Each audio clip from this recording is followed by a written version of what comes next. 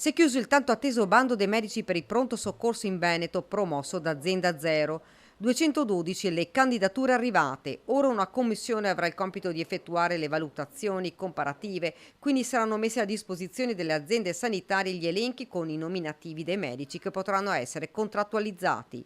È stata una risposta importante, spiega Francesco Benazzi, e di questo ne siamo davvero felici.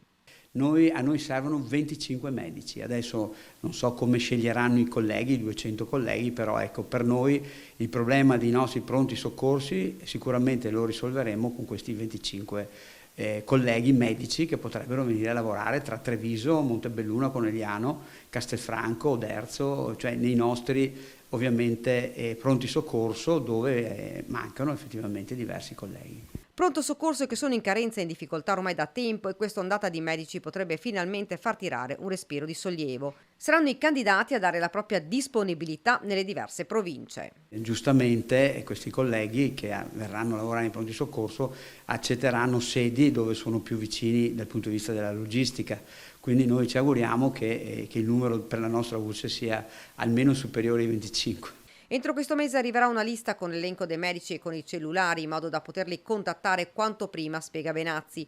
Non solo, ma Azienda Zero è già stata incaricata di uscire a breve con altri 3 avvisi, uno per i medici di anestesia e rianimazione, uno per i ginecologi e il terzo per i medici specialisti in pediatria.